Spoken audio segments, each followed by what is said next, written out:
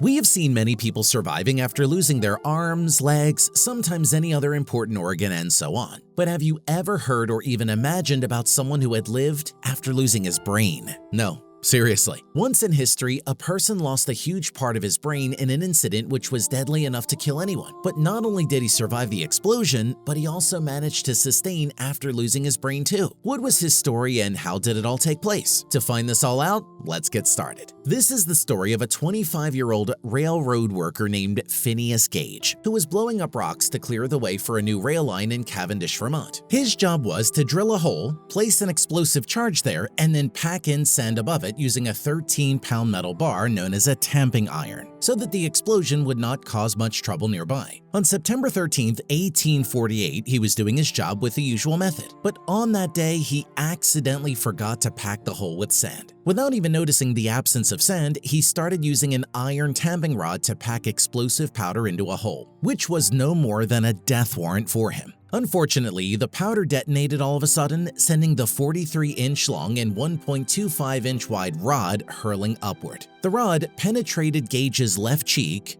tore through his brain, and exited his skull before landing 80 feet away. Everyone thought that he had died as he fainted instantly, but miraculously he woke up and smiled as nothing had happened. Can't even imagine the pain Gage might have been suffering at the moment, right? But the case was just opposite, as Gage was feeling no pain at the moment, and he not only stepped into the rescue cart on his own, but he also told doctors the whole trauma himself about what really happened. And doctors were unable to digest the fact that he was laughing because an iron rod had just torn his brain. He must be dead at the moment, but how can he even live and talk to them like this as nothing had happened? Looking at his condition, he firmly believed that he would be normal and back to work in a couple of days. But the situation started worsening just after that. His vomiting started to increase, and the strange thing was that he was vomiting out pieces of his own brain, which was not only scary but tremendously shocking too. His case was like an exhibition for all the neuroscientists around the globe, as they were wondering how this man was spitting out his own parts of brain and yet he was healthy, smiling, and fine.